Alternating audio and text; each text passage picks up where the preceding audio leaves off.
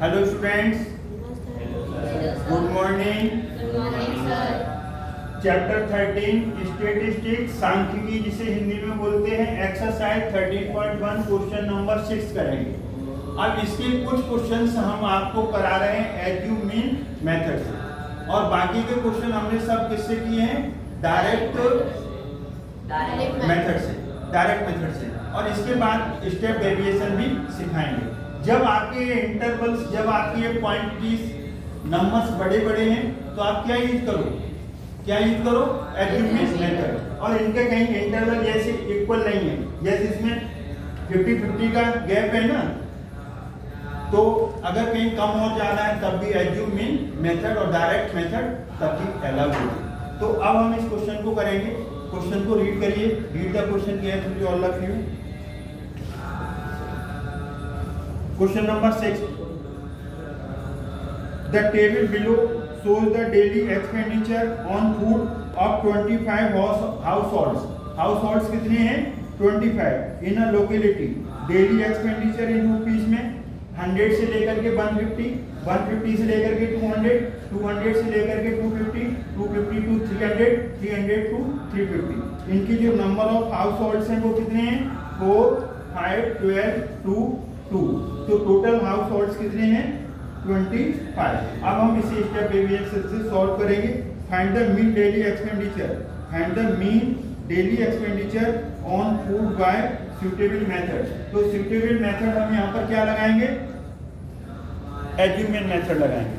तो question number 6 देखिए, यहाँ पर बोर्ड पर ये लिखा है डेली एक्सपेंडिचर इन रुपीज।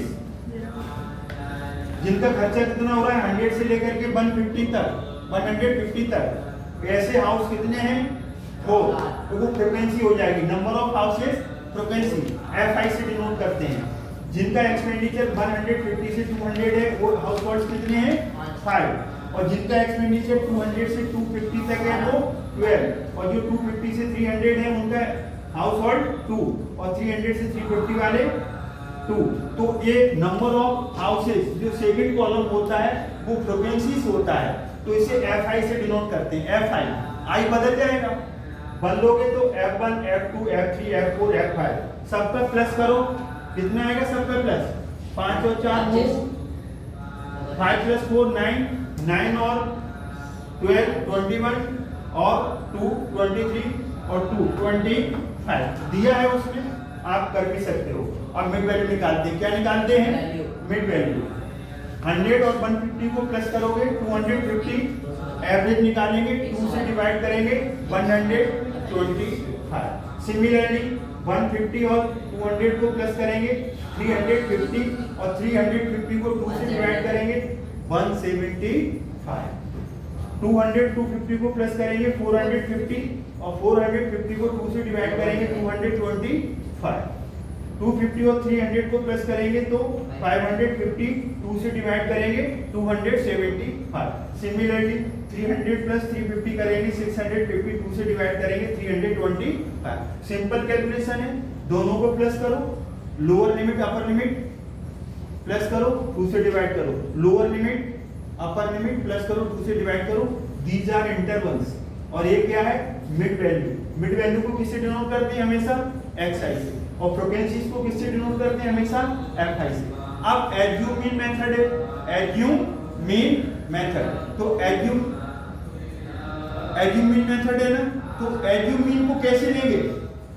बीच वाला इंटरवल। तो बीच वाला इंटरवल कौन है? 2 इधर छोड़ दो, 2 इधर छोड़ दो, तो ये बीच वाला है कि नहीं? बोलो। तो इसके सामने चले जाओ, तो XI में से क्या सिलेक्ट करेंगे? ए, कैपिटल ए, एज्यूमिन मेथड। एज्यूमिन को किससे डिनोट करते हैं? कैपिटल ए से। अगला कॉलम क्या होता है? DI। क्या होता है? DI। XI minus A, I मतलब पहले 1 ले लो, तो पहले x के लेंगे 125, क्या लेंगे? 125 माइनस 225, क्या आएगा? -100। फिर XI क्या लेंगे? 175 माइनस 225 -50। फिर 225 -25 225 225 minus 225 will be 0. Similarly you will take xi 275 subtract 225, you will get 50. 325 taking minus 225 gives result 100. Have you got it? ये क्या निकाला आपने? DI निकाला. DI का फॉर्मूला xi माइनस है. x इस पे उंगली रखो, 225 कम करते जाओ. इस पे उंगली रखो, 225 माइनस करो. इस पे उंगली रखो, 225 माइनस करो. इस पे उंगली रखो, 225 माइनस करो. इस पे उंगली रखो, 225 माइनस करो. Have you got it? Last वाला कॉलम आता है fi पे उंगली रखिए. कभी कभी बच्चे गलती से क्या कर देते हैं, xi पे उंगली रख लेते हैं, उसका मल्टीप्लाई कर देते हैं. 4 माइनस 100 माइनस 400, 5 माइनस 50 मल्टीप्लाई करेंगे माइनस 250, 12 को 0 से करेंगे 0, 2 को 50 से करेंगे 100, 2 को 100 से मल्टीप्लाई करेंगे 200. अब दो तरह की क्वांटिटी है इसमें, दो तरह के नंबर्स हैं माइनस, तो माइनस वाले पहले इकट्ठे कर लो. तो 400 माइनस 250 कितना आ जाएगा? माइनस 650. कितना आ गया? माइनस 650. अब प्लस वाले कर लो, 200 प्लस 100 कितना आ गया? 300. कितना आ गया? 300. एक माइनस का है, एक प्लस का है, तो क्या होगा? सब्ट्रैक्ट होगा, माइनस होगा.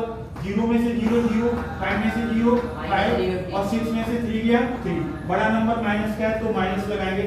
Minus 350 fi di. अब यहाँ पर लिखो, di का फॉर्मूला होता है xi माइनस ये. एज्यूमिंग क्या था? बीच वाला xi 225. एज्यूमिंग मेथड हम यहाँ पर अप्लाई करेंगे. तो यहाँ पर निकालना क्या है आपको? इसमें क्या पूछा गया है बोलो? Find the mean daily expenditure. Find the mean daily expenditure है. यहाँ पर क्या है बोलो? Daily expenditure.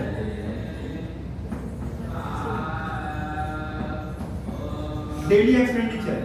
तो इसका फॉर्मूला क्या लगेगा? एक्स बार मीन का formula x bar A plus sigma F I D I upon sigma. Formula वही है एज्यूमिंग मेथड का. ये एज्यूमिंग कितना है आपका? 225 plus sigma F I D I कितना है? माइनस 350 और सिग्मा एफ आई कितना है? 25. इसे 5 से आप डिवाइड कर लो. 5 से भी जा 35 और 0 5 5 जा 25.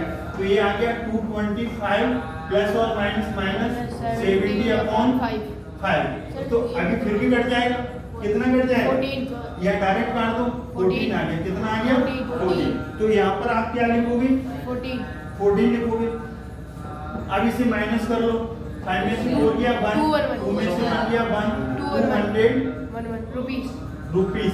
यहाँ पर यूनिट जरूर डालोगे, यूनिट, नहीं तो आधा नंबर कट जाएगा. तो एक बात हम आपको बताएं, चाहे आप डायरेक्ट मेथड से करो, चाहे एज्यूमिंग मेथड से करो, चाहे आप स्टेप डेविएशन से करो, दोनों बार आंसर सेम आएगा. तो एक एज्यूमिंग मेथड कब लगाएंगे? जब इनके ये नंबर्स है ना, इंटरवल्स नंबर बड़े हैं, फ्रीक्वेंसीज बड़ी हैं, तो इससे जल्दी कैलकुलेट हो जाता है, कैलकुलेशन हल्की हो जाती है.